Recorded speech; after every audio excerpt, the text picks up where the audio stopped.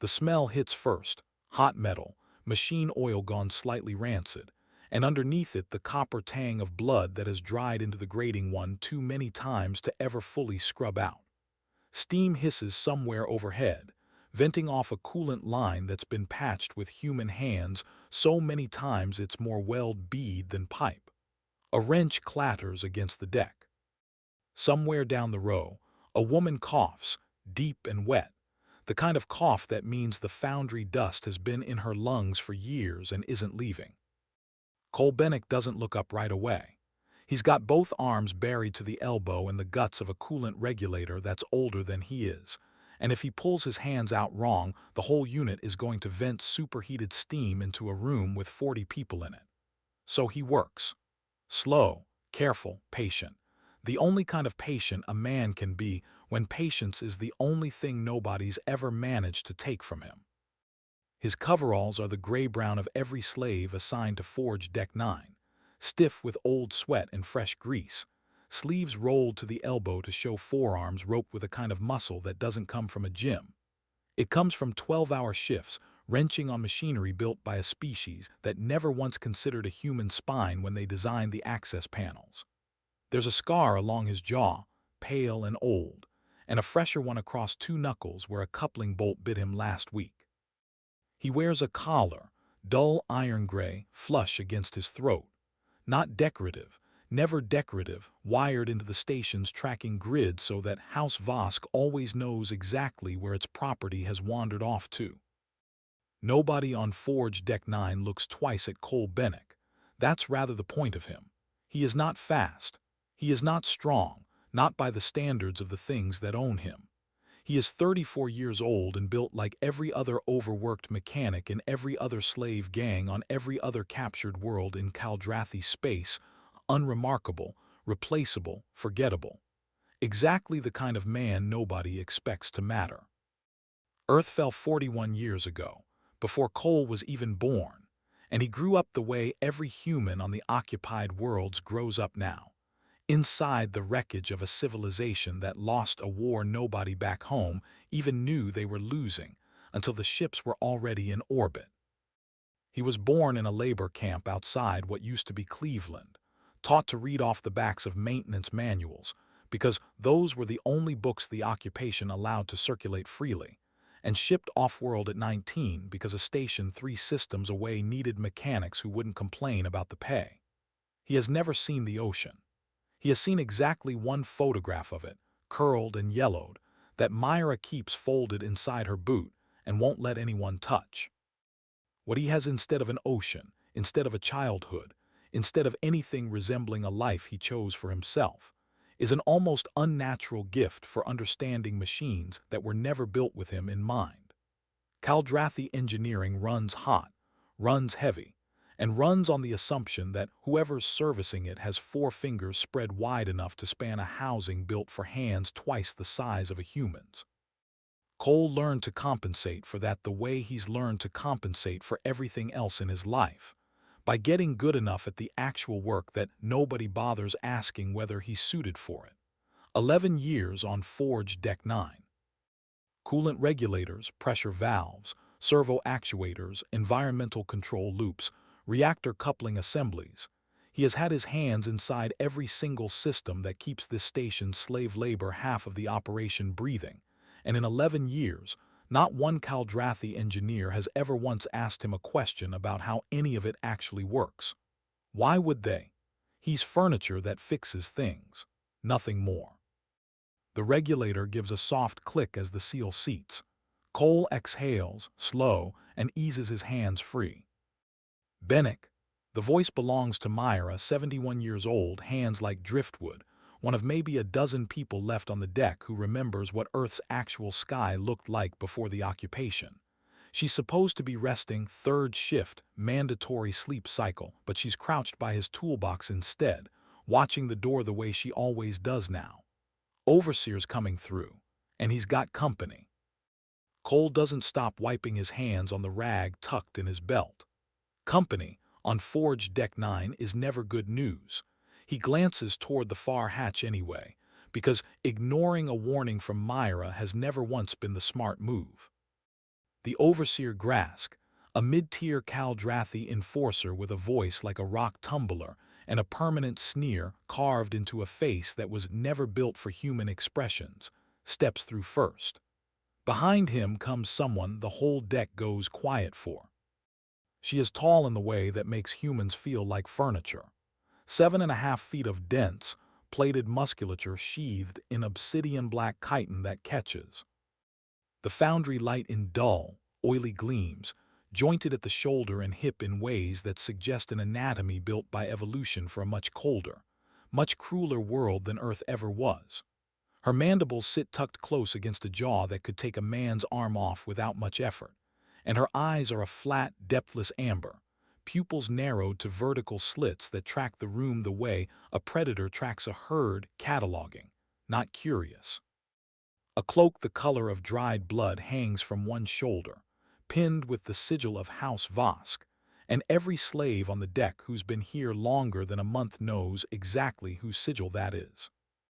Lady Threnna Vosk, third daughter of the house, keeper of Forge Deck 9's labor contract, and as of 11 months ago, when the paperwork transferred, Cole Bennick's legal owner. "Which one?" she says, and her voice is the thing that makes the room's temperature seem to drop.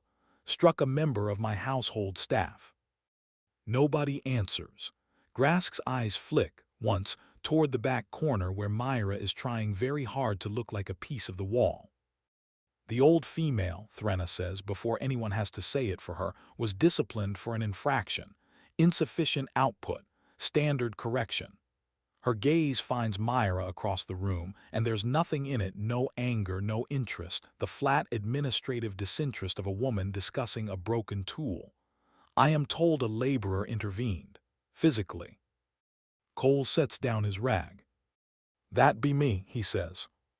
The words land in a room that's suddenly very, very still.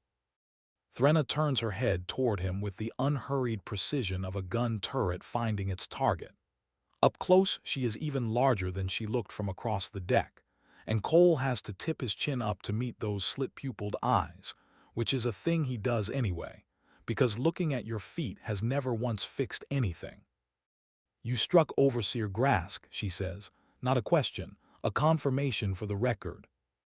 "I put my hand on his arm," Cole says, "when he was about to break hers a second time for a job she can't physically do anymore because you people worked the joints out of her hands 20 years ago. That's what happened." The mandibles click once, a sound like a knife being set down on stone.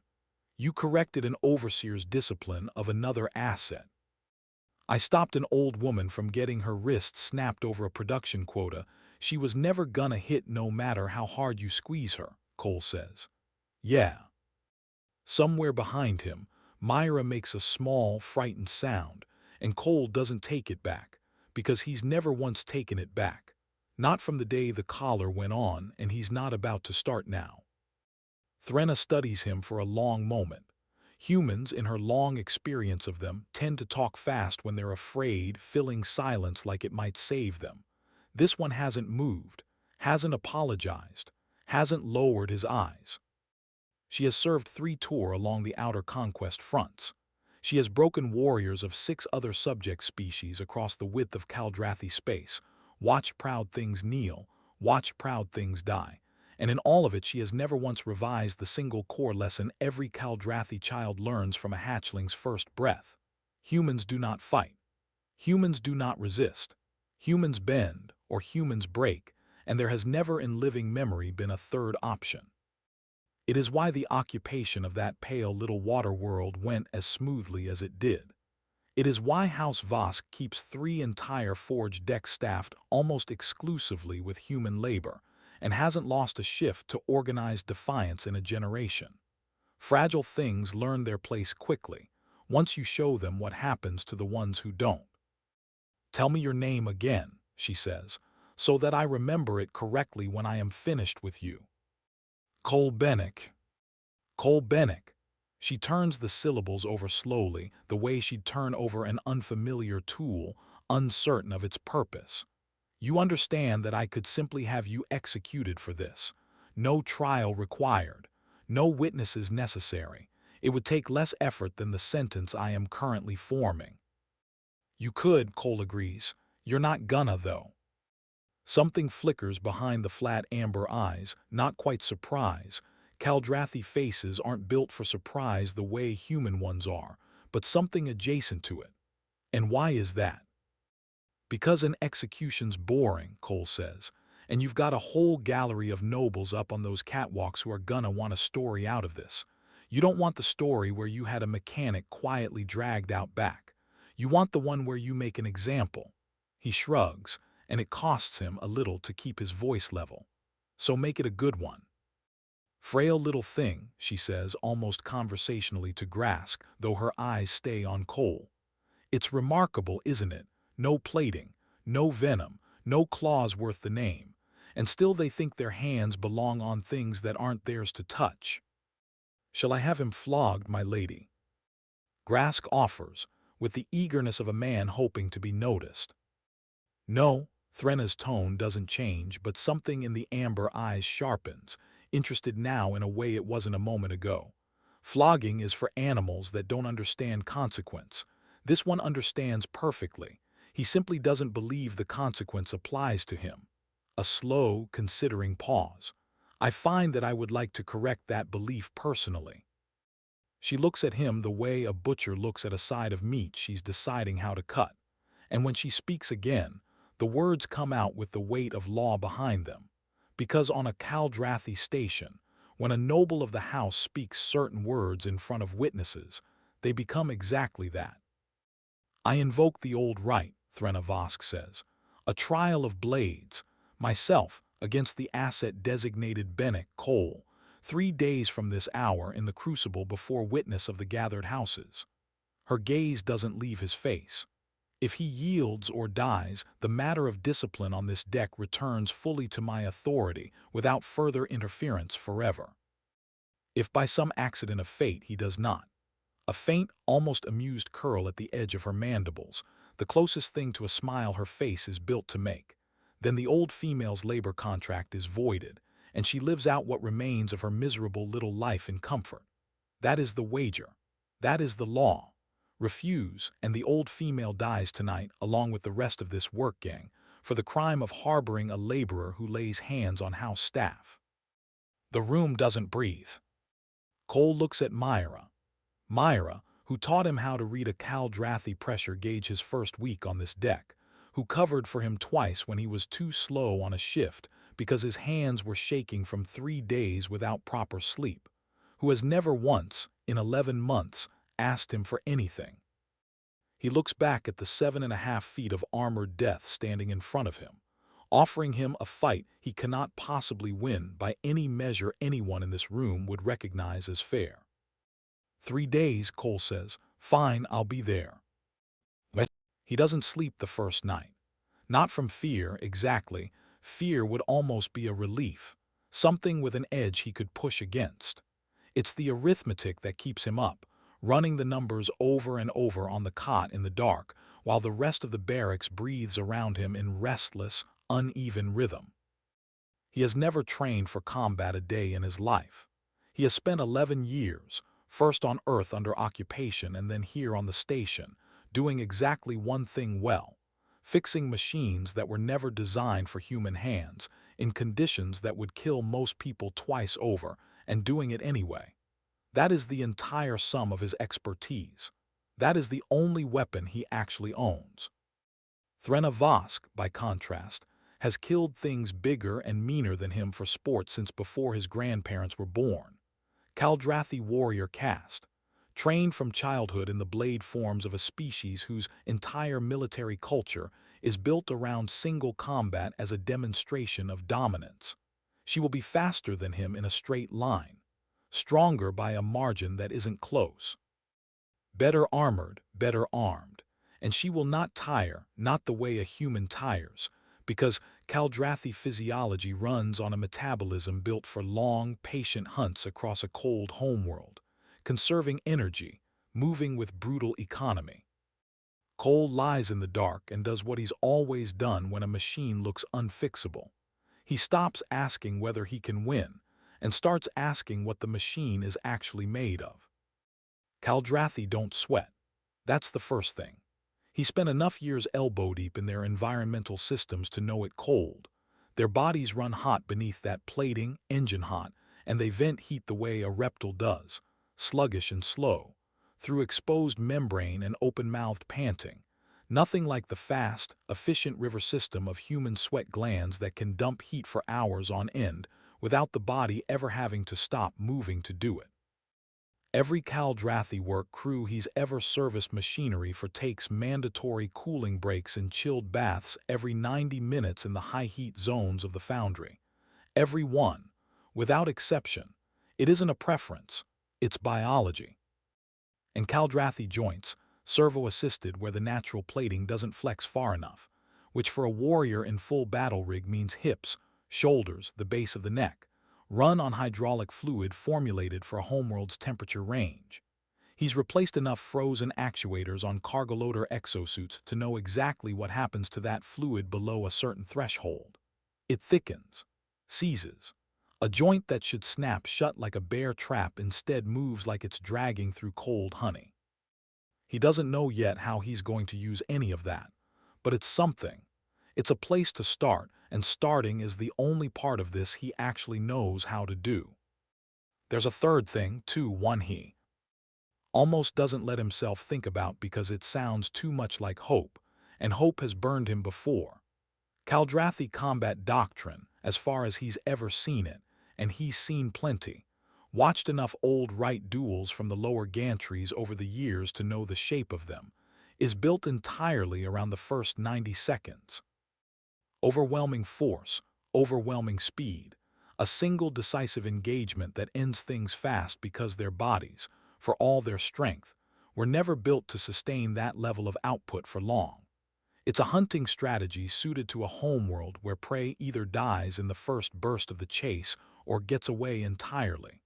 Cole has never in his life had the luxury of ending anything in 90 seconds. Every day of his working life has been about outlasting something, a double shift, a busted regulator that won't hold seal, a body that wants to quit an hour before the job's actually done. If he can survive her first 90 seconds, if he can survive her first 5 minutes, he's betting, gambling everything he has left on the bet, that the fight starts to become a different kind of fight. One built around the one thing he spent his entire life training for without ever calling it training. The second day, he doesn't rest. He walks the station. He walks the crucible first, an old smelting bay, decommissioned, repurposed generations ago into the arena where House Vosk settles its blood debts in front of an audience. High furnace vents still line the upper walls, dormant now but not disconnected. He can see the valve wheels from the floor, corroded but intact. He walks the perimeter twice, cataloging every grate, every drainage channel, every place the deck plating has buckled with age. Then he walks 2 decks down, into cold storage, the cryobay where the station keeps its long-haul provisions frozen solid for transit, and stands in the freezing dark for 20 minutes, breath fogging, until he's sure he understands exactly how the coolant venting works, how fast the temperature drops when a line ruptures, how the emergency bulkhead between cryobay and crucible can, with the right access panel pulled and the right valve turned, be forced to fail open instead of sealed shut. Nobody stops him. Nobody ever stops a mechanic carrying tools. That has always been, his whole life, the great unclaimed advantage of being the kind of man nobody bothers to watch. That night, the last night before the rite, though he doesn't let himself think of it in those exact words, Myra sits with him on the floor of the equipment bay while he sharpens the edge of a pipe cap that has no business being called a weapon and turns it into one anyway, filing the crude edge down under a work lamp until his fingers cramp. "You've been walking the station for 2 days," she says. "It isn't a question." "Somebody's got to know it better than she does," he says, not looking up from the file. "I've spent 11 years inside every pipe and valve on this deck. She spent her whole life learning how to swing a sword. I figure that's the only edge I've got, so I might as well use all of it." Myra is quiet for a while, watching his hands work, the same steady, unhurried rhythm she's watched for years now, fixing things that were never supposed to be fixable. "Your father," she says eventually, "the one you told me about back on Earth. He was a mechanic too, wasn't he?" "Shipyard before the occupation." "Yeah." Cole sets the file down, flexes his aching fingers. "Used to tell me the trick to fixing anything wasn't being smarter than the machine, just outlasting it. Everything breaks eventually if you're patient enough and you understand it well enough to know exactly where to push." "She's not a machine, Cole." "No," he agrees, "but she runs on one. Every last thing she's wearing into that ring tomorrow does." He looks up at her, and for just a second the exhaustion and the fear show plain on his face, no bravado left to cover it. "I'm not trying to be a hero, Myra. I don't even like the word. I'm just trying to fix the only problem in front of me the only way I know how to fix anything."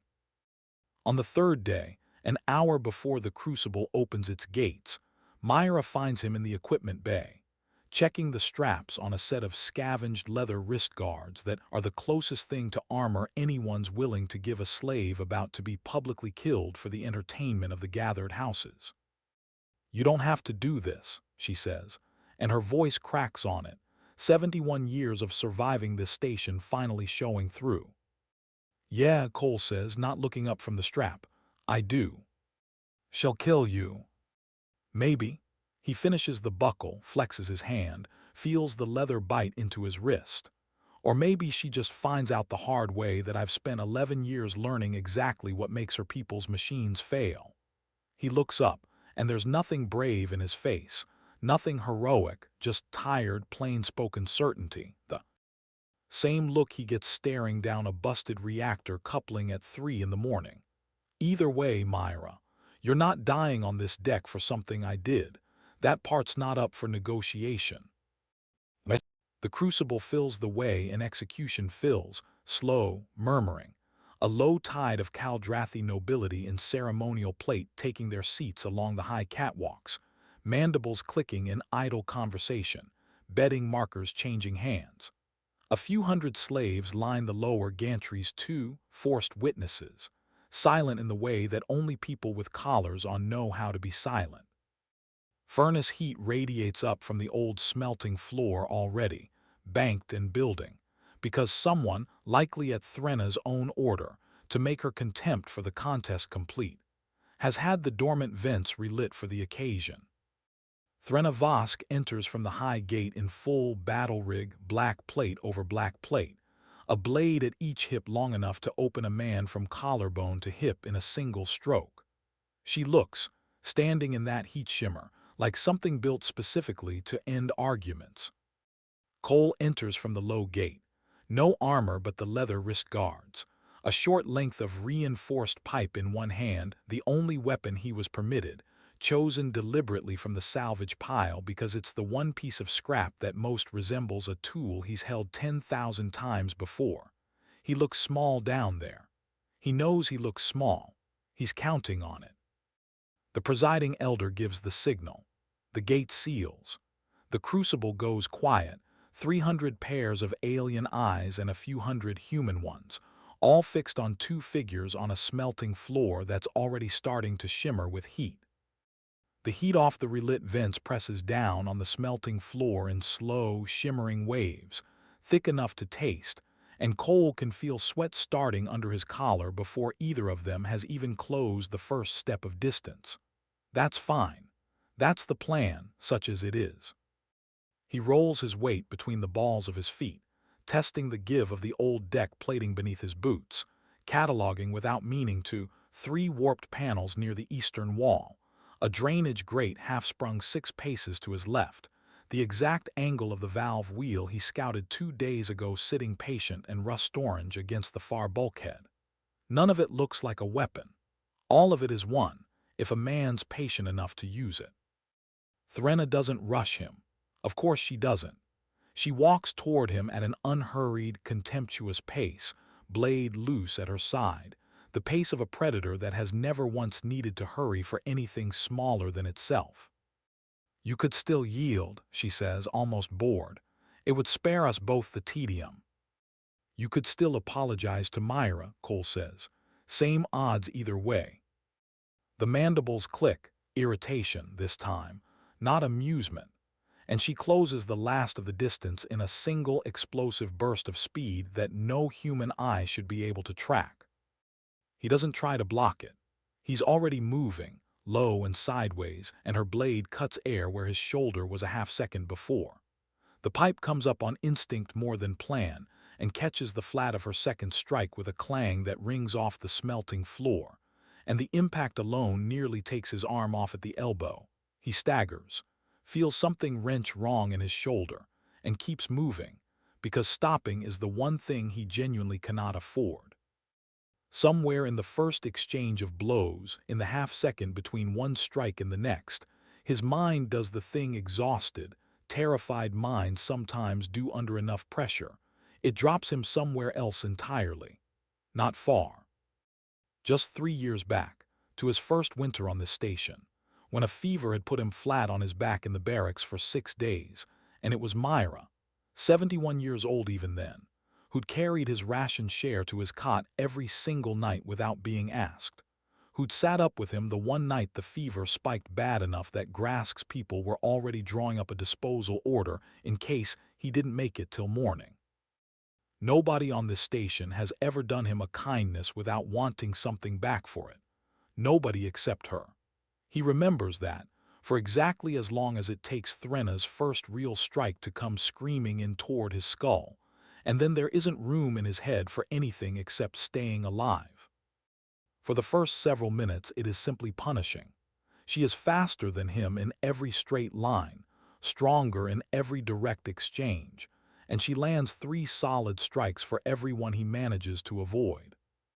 A backhand from the flat of her blade catches him across the ribs, and he feels something crack, a white flash of pain that steals his breath, and he goes down hard onto the hot deck plating, rolling before her next strike can find him, coming up with blood already running from a split lip he doesn't remember taking. The crowd murmurs, bored murmurs mostly. This is going exactly the way 300 Caldrathi. Nobles expected it to go. What none of them are watching, because none of them think to watch it, is the sweat. It starts at his hairline first, then down his spine, soaking through the gray coveralls in dark patches, and it keeps coming, faster now as the furnace heat climbs and his heart rate spikes, and his whole body does the one thing it has always done better than almost anything alive. Dump heat, fast, continuously, without ever once needing to stop moving to do it. Threna, by contrast, is starting to pant. It's subtle at first. Her mouth cracks open a fraction wider between strikes, drawing air across the moist membrane at the back of her throat the way her physiology has always vented excess heat, slow and inefficient compared to the human system evolution, spent 2 million years perfecting on the sun-scorched plains of a world she's never set foot on. Her strikes are still fast, still brutal. But there's a half-second of hesitation creeping into her recovery now that wasn't there in the opening exchange. A fractional slowing at the joints as her internal temperature climbs toward a threshold her body was never built to sustain in a full-plate battle rig. On a smelting floor, under lit furnace vents she ordered relit herself. Cole takes another hit. Her elbow catches his jaw and the world goes white and ringing. But he's still on his feet when it clears, and he's grinning through a mouthful of blood because he knows, with the same cold certainty he feels when a diagnostic readout finally confirms what his hands already told him, that the math is starting to work in his favor. "Something wrong," he says, spitting blood onto the deck. "You're breathing kinda hard for someone who called me frail." She comes at him again, faster, angrier now. Anger is a mistake, and some distant, exhausted part of him files that away, because angry fighters stop conserving energy, and this exchange goes worse for him in the short term. Her blade opens a line across his forearm, deep enough that blood sheets down to his wrist immediately, and a follow-up strike catches his already cracked ribs, and something gives with a grinding pop that drops him to one knee, vision swimming, the pipe nearly slipping from fingers gone numb with shock. He doesn't drop it. He gets back up, Every person watching from the lower gantries who has ever worked a double shift with broken hands, because the alternative was someone else paying for it, understands exactly why he gets back up, even when nobody in the noble seats above understands it at all. Somewhere around minute 7, she tries to end it the fast way, a full committed lunge meant to run him through before he can so much as get the pipe up in defense. The same overwhelming burst that's ended every duel she's ever fought inside the first 90 seconds. Cole doesn't dodge it clean. He can't. He's too slow, too human, too many pounds lighter and too many reflexes short. What he does instead is something he learned from 11 years of working underneath machinery that could crush him if he made one wrong move. He doesn't try to get out of the way entirely. He turns into it, just enough, just far enough that the blade that should have opened his chest instead scores a long, ugly furrow across the meat of his upper arm, and he uses the momentum of her own committed lunge to slam the length of pipe, two-handed, into the back of her extended knee. It isn't a killing blow. It was never going to be a killing blow. But a Caldrathi knee joint, for all the plating around it, still has to bend the same direction a human one does, and the strike buckles her mid-lunge, drops her a full half-second off balance, and Cole, bleeding freely now from the arm, black spots crowding the edges of his vision, does the only thing his exhausted body has left in it. He runs. Not away. Around. A long, looping circle across the full width of the smelting floor, forcing her to reorient, forcing her to chase. And chasing costs her something a straight exchange never would have.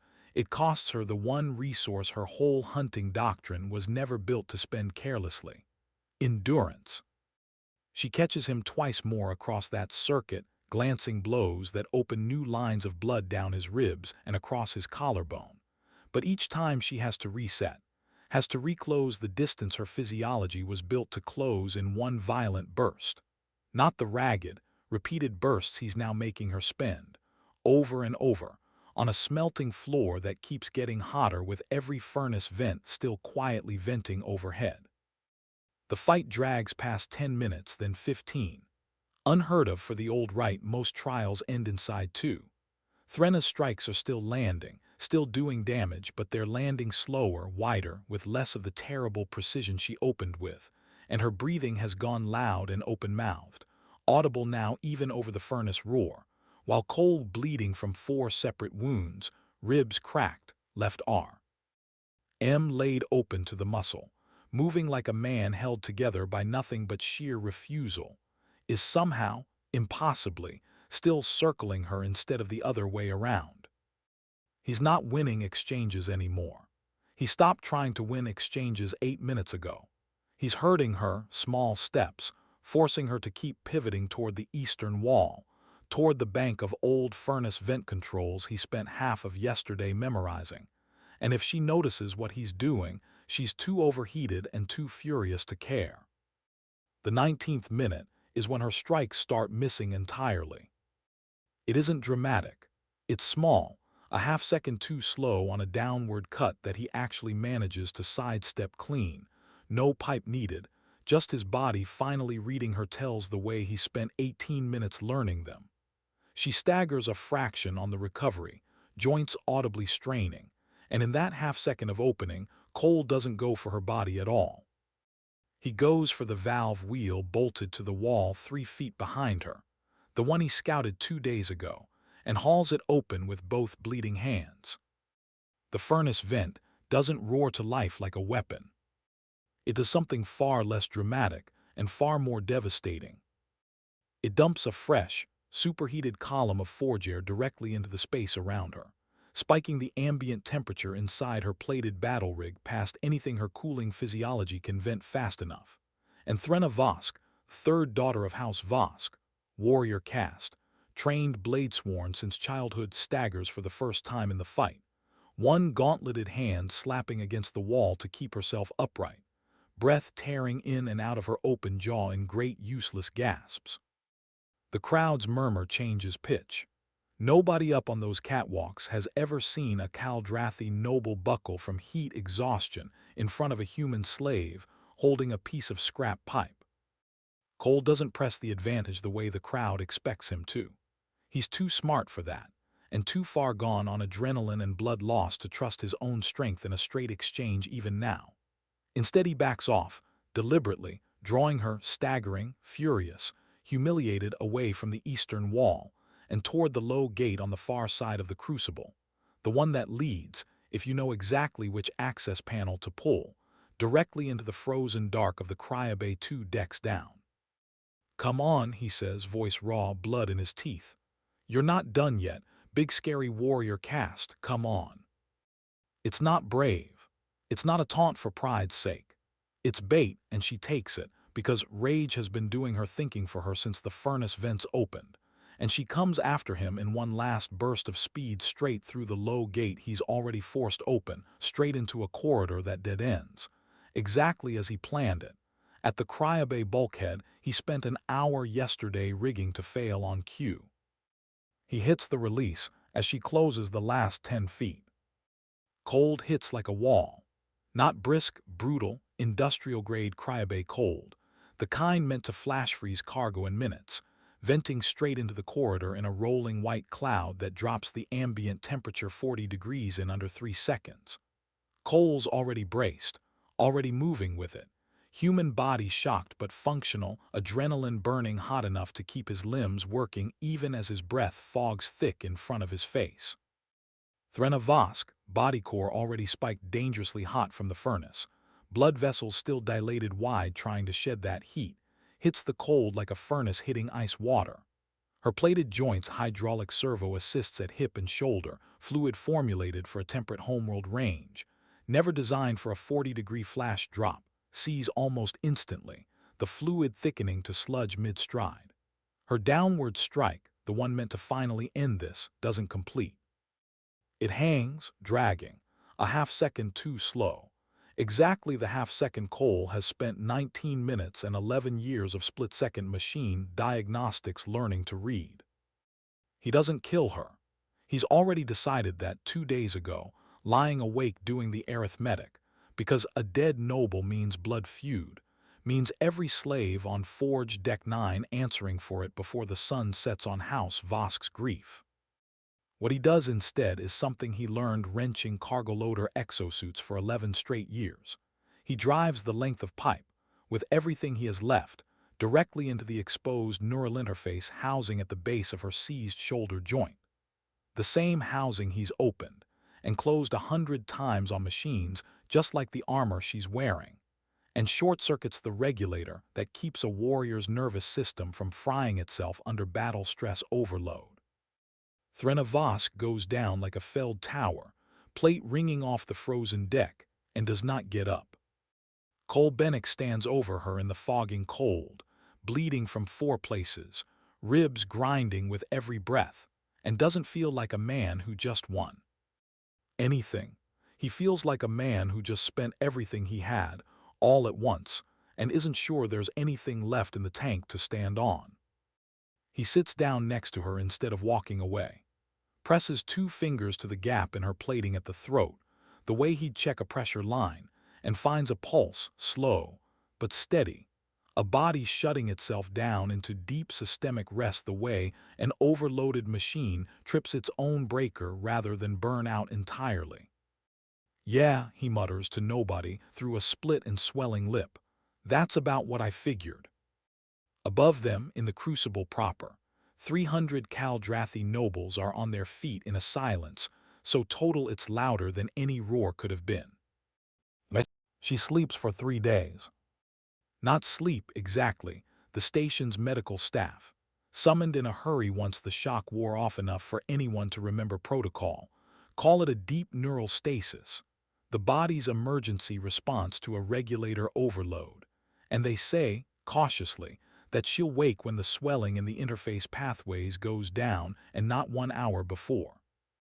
Cole gets 4 broken ribs, 11 stitches, a dislocated shoulder that pops back into socket with a sound he actively wishes he'd never heard, and a cot in the same medical bay, because apparently even House Vosk's furious junior staff aren't quite sure what the protocol is for a slave who just publicly defeated a noble in the old rite and lived. He doesn't get much rest either. Forge Deck 9 doesn't stop needing him just because he nearly died proving a point. And by the middle of the first day, he's already back at half speed, one arm strapped tight against his chest, walking the coolant lines to make sure nothing critical failed while everyone's attention was on the crucible. Myra scolds him the entire time and doesn't once succeed in getting him to sit back down. On the second day, word comes down through the ranks. House Drennig, longtime rivals of House Vosk on matters of shipping lane contracts and old grudges going back 3 generations to a border dispute neither side has ever let go of, have caught wind of Threnna's incapacitation and are already maneuvering. It isn't a secret, not really.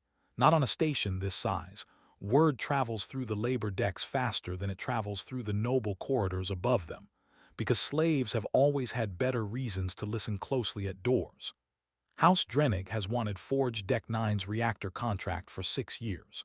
They lost the original bid on a technicality nobody quite remembers anymore, and they have been waiting, patient in the particular way only old money is patient, for an opening ever since. Caldrathi asset law is specific on this point. A house whose ranking member is rendered incapable of managing her holdings, with no immediate heir present on station, can be formally challenged for stewardship of those holdings by a rival house, provided the challenge is lodged and enforced before the incapacitated noble regains consciousness. Threnna's father is 4 systems away. Her mother is dead. There is, at this exact moment, no one standing between House Drennig's private security detachment and full legal seizure of Forge Deck 9. Reactor, foundry, cryobay, and every slave contract attached to it, except a battered mechanic on a medical cot who technically doesn't even work for her willingly. Cole finds this out from Myra, who finds it out from a kitchen worker, who finds it out from an overseer too scared to keep his mouth shut.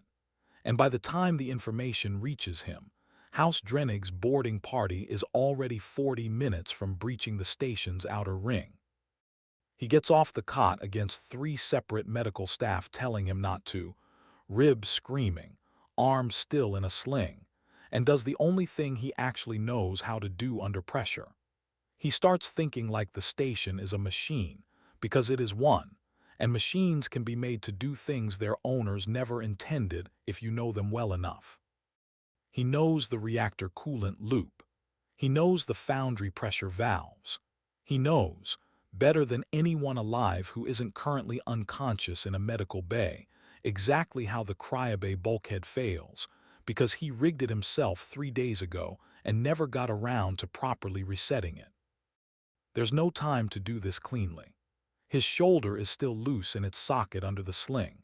His ribs grind audibly every time he twists to reach a panel, and the stitches in his forearm pull tight and hot with every cable he strips and reroutes by hand in the crawlspace above the main corridor junction.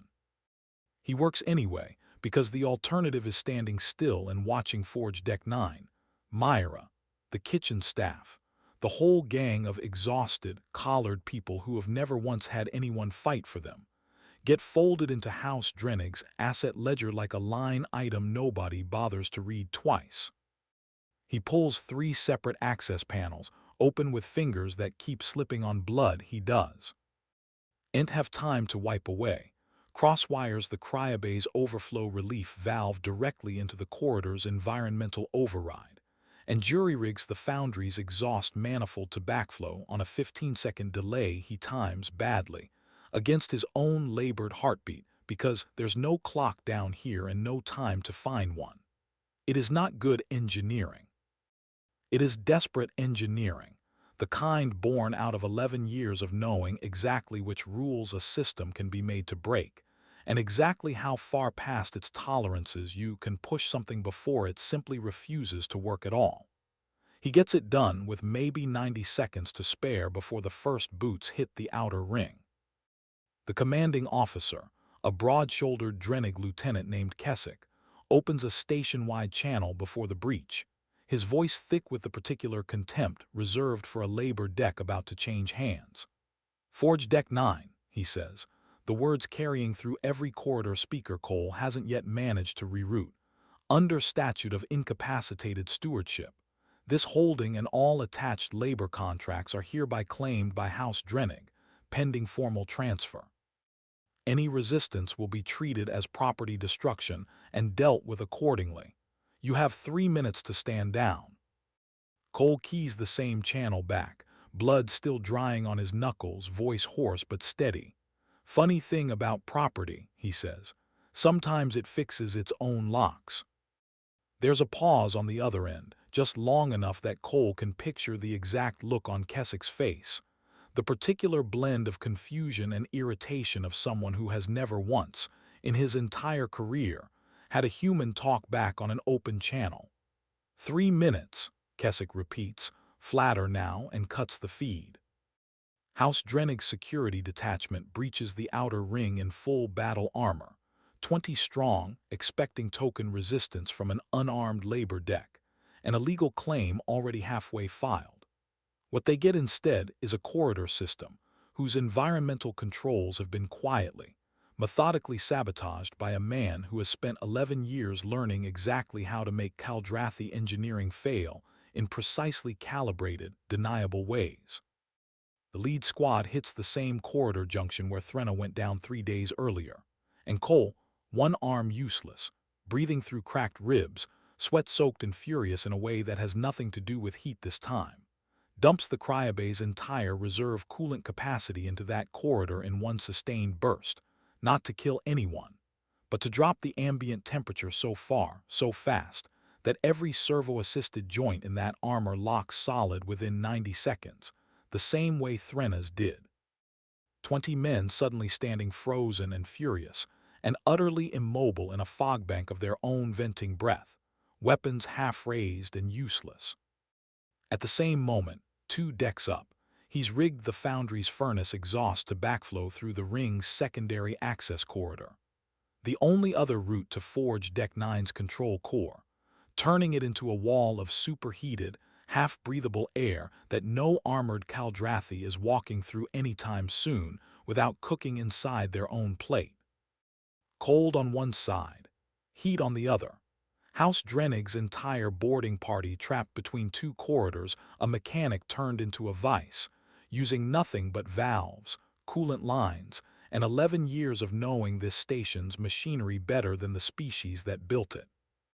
For a long, ugly minute, it looks like it might not hold. 2 of the frozen squad members manage to force their weapons up despite locked shoulder joints, firing wild into the fogbank at nothing in particular, and a stray round punches through a conduit 6 feet from where Cole is crouched, close enough that the spray of severed cable sparks scorches a line across the back of his good hand. He doesn't move. Can't really moving means abandoning the manual override he's holding shut with his own body weight. The only thing currently keeping the corridor's blast doors from cycling back open, and letting the whole standoff spill out onto the labor decks where Myra and the others are sheltering. So he stays where he is, jaw locked against the pane, listening to 20 armored strangers curse in a language that doesn't have a polite equivalent for what's happening to their knee actuators, and waits it out the same way he's waited out every impossible shift of his entire working life, one excruciating minute at a time. House Drennig's commanding officer is the one who finally breaks the standoff, screaming orders through a helmet comm to fall back, to abort, to get someone, anyone, with working joints back to the shuttle before the whole squad freezes solid where they stand. It takes almost 4 minutes for the last of them to drag themselves clear, half carrying 2 who can no longer bend their legs at all, and by the time the outer ring's hatch finally cycles shut behind the retreating detachment, Cole's hands have stopped shaking from adrenaline and started shaking from something closer, to plain exhaustion instead. By the time House Drennig's commanding officer manages to raise anyone on comms to negotiate a withdrawal, Cole Bennick is sitting on an overturned crate outside the reactor control room, arm in a sling, watching a bank of monitors, looking for all the world like a man doing routine maintenance, instead of a man who just single-handedly repelled an armed takeover of an entire forge deck, using thermodynamics and spite. Myra finds him there an hour later, still sitting on the same crate, and doesn't say anything at first. She just sits down next to him, the two of them shoulder to shoulder in the hum of the reactor room, and after a while she reaches over and takes the scorched, bleeding hand resting in his lap, and holds it, the way you'd hold the hand of someone who'd earned the right to shake for a little while without anyone asking him to explain it. "You're going to get yourself killed one of these days, Cole Bennick," she says quietly. "Not today, though," he says, and lets his head fall back against the bulkhead, eyes closing, just for a minute, just long enough to remember what it feels like to not be actively bleeding on something. Threna Vosk wakes on the morning of the third day to a medical bay. A status report she reads twice because she genuinely does not believe it the first time, and a shoulder joint that still aches faintly where a length of scrap pipe put it into emergency shutdown. The report doesn't just tell her that she lost. It tells her that she lost, and that the same laborer who beat her then spent the next 3 days holding her entire estate together with his bare and bleeding hands, while she lay unconscious. That House Drennig's boarding party limped home with 20 sets of ruined joint actuators, and a diplomatic incident her father is already fielding calls about from 4 systems away, and that the labor deck she has spent her whole life regarding as an assortment of interchangeable, replaceable tools somehow organized itself, without a single noble present to direct it, around one exhausted mechanic who refused to let any of it fall apart.